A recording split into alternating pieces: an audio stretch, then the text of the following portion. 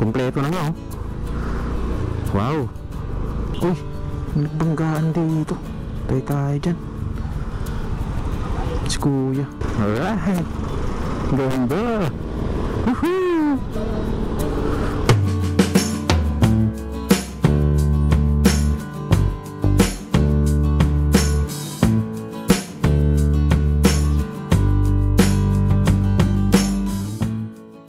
As you can see, sobrang ganda sa ilalim niya. Ang lamig. So mag-update tayo ngayon dito, mula dito sa may Dimasalang hanggang dun sa Pandakan. I-update natin siya ngayon kung ano na yung status nito. Kasi yung bandang C3 hanggang dito sa may bridge ay fully constructed naman na, may mga asfalto na. So umpisa natin dito yung update Dimasalang hanggang dun sa may Pandakan. So check natin yung kada kanto nito or street dito sa may bandang Sampaloc. Alright, puntahan natin yung Simon Street dito. Let's go. Alright, yeah, ito yung Simon Street o Simon Street. Dito ay kumpleto na dito eh. Malamig na sa ilalim, you know. Pero may mga bahay dito na ginigiba dito sa may kanan natin kanina. You know, may kang daanan dito. Thank you. Sige, thank you. Yan. Ongoing yung clearing nila sa ilalim.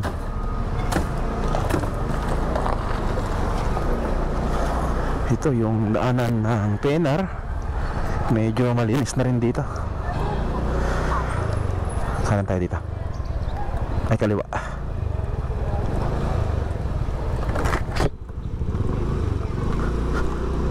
May mga bahay rin dito ng mga squatter dito sa gilid mismo ng PNR. Ang dami nila. So pag ginawa na itong NSCR dito sa dinadaanan natin, dito lalagay yung NSCR eh. So makatamaan yung mga bahay dito at konti dito sa kanan natin. May konting parte dito na matatamaan ng mga gagawin nila ng mga poste or columns. So yan, nandito yung mismo toll plaza nitong connector road dito sa may ilalim o taas ng Maria Clara Street dito.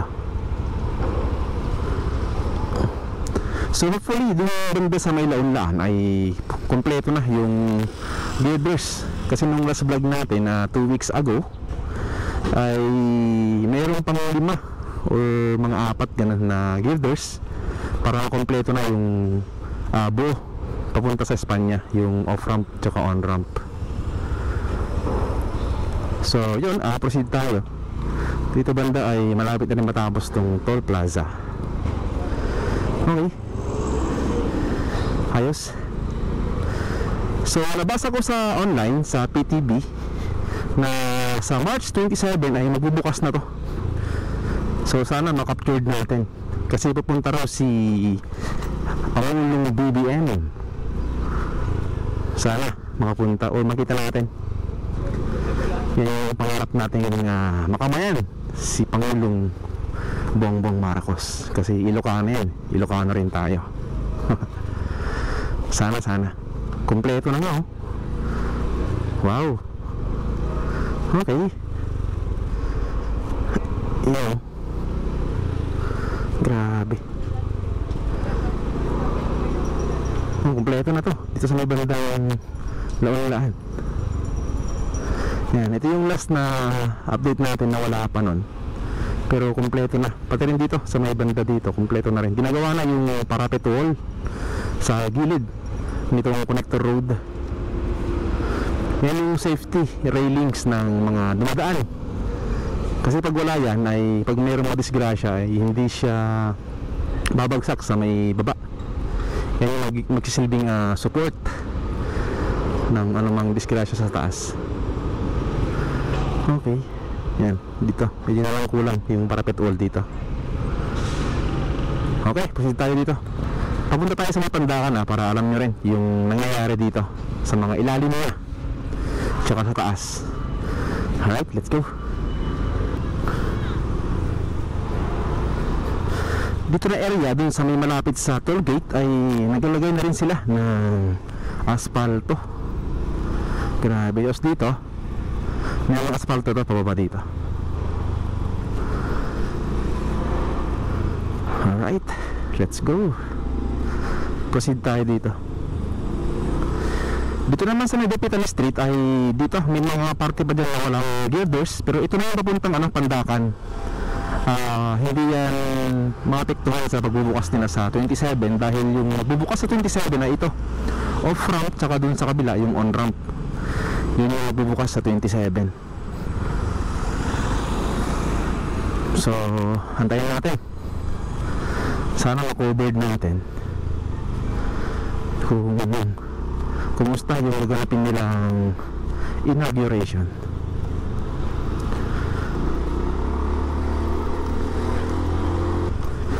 Dito naman sa may Pimargal, check natin kung ito yung daanan ng ilalim. Paradaan tayo dyan, pero negative to. Merong crane dito, negative. Ito yung off ramp galing sa C3 papunta doon sa may Espanya. Yan, pwedeng dumiretso yan sa Espanya. Negative tayo, pasok sa ilalim. So tayo sa bandang Florentino. Let's go. Yan. Uy, nagbanggaan dito. Tayo dyan. Si kuya, dinaanan yata ng nabangga. Ingat tayo mga katropa. Nagbanggaan dito. Kumusta tayo si kuya? Saan yung ginabangga niya? Tinakbuhan niya yata.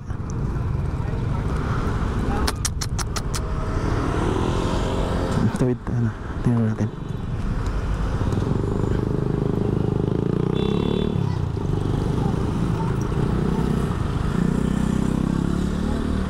Hindi kaya itong isa yung nakabangga. Yan ito. Yan, may tumulong naman na. So, no need. Sana okay lang si kuya. Sana hindi na paano. Good siya. Sana okay lang siya. Anyway, proceed tayo. Ingat tayo palagi mga kaibigan. Delikado kasi pag pag motor saka bisikleta. Ito yung entry ramp. Pwede kumaliwa dyan sa may Espanya, papasok dito. Yan. Ito yung packet na. Talaga puspusan yung gagawin dito. Grabe. Ito yung off-road naman, papunta sa Espanya. Yan o. Inaayos na. Yan na ng asfalto. Alright, tawid tayo sa may Espanya. Let's go. Espanya na tayo. Dito ay design pa rin.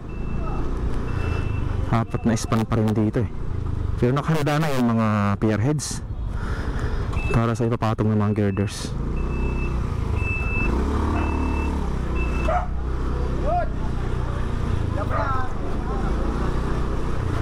Yan dito.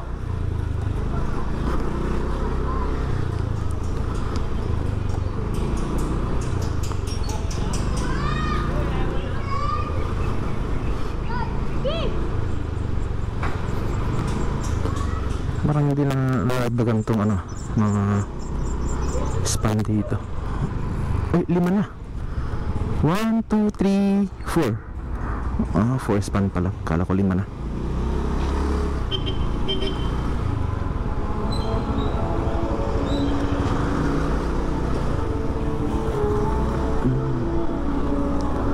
Apat pa lang pala na span. Pero so far maganda rin yung mga pier heads dito. Ito ang going to ng rebarring. Ayan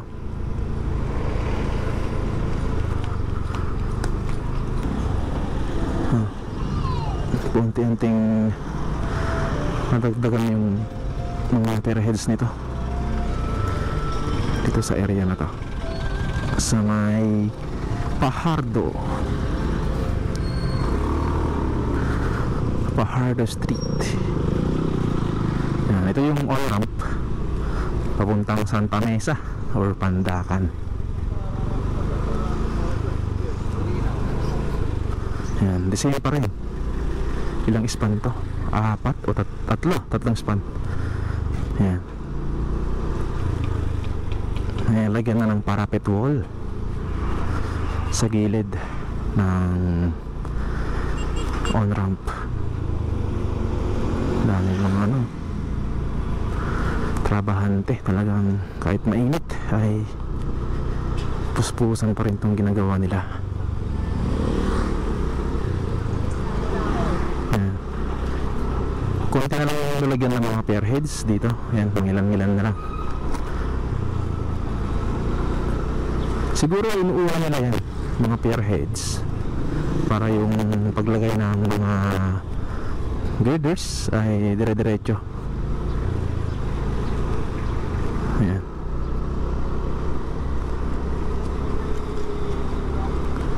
Dami.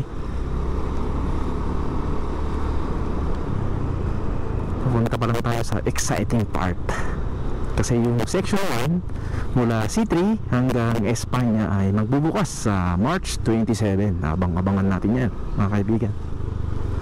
Huhu! Muna tayo sa may G-Tuason. Let's go! Dito naman sa may G-Tuason, tingnan natin dito kung kumusta. Ito, meron dito river cage, oh.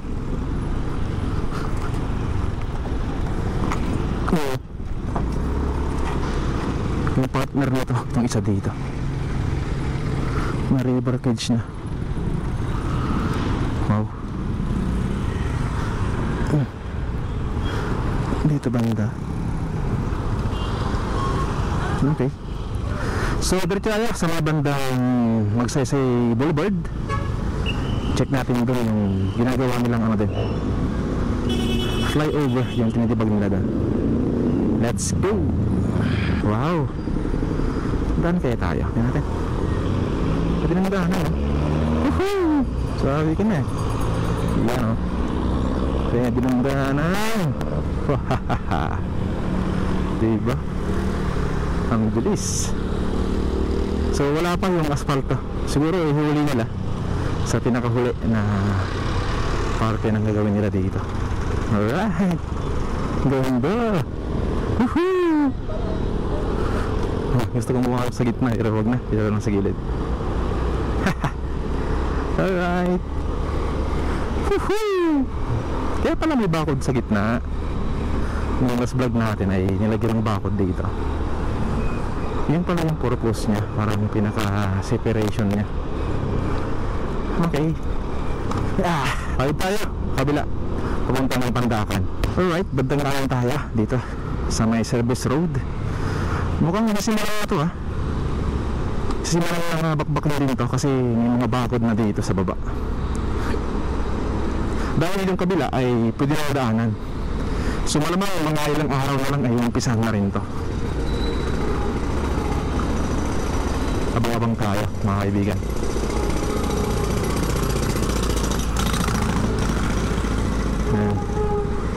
Pero wala pa naman silang mga gamit dito. Mga equipment wala pa naman. So mga harang-harang na sila. Pag nabakuran na yan ay talagang malapit-lapit ng bakbakin to.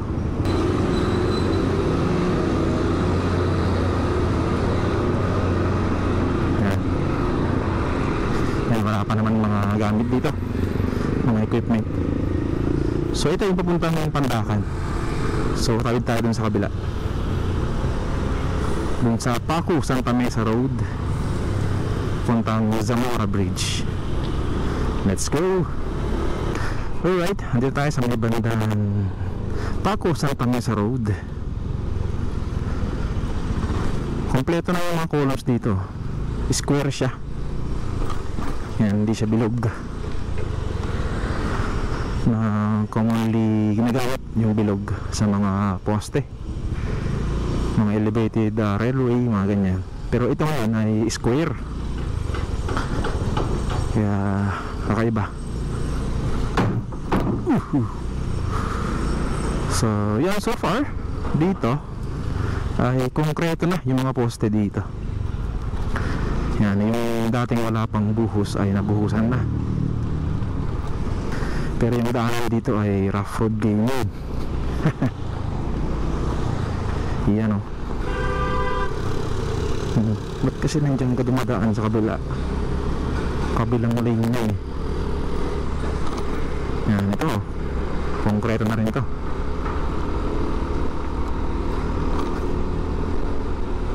Tapos after ng tulay dito, yan ay yung section 2A ng Skyway Stage 3 dito sa may tulay na to.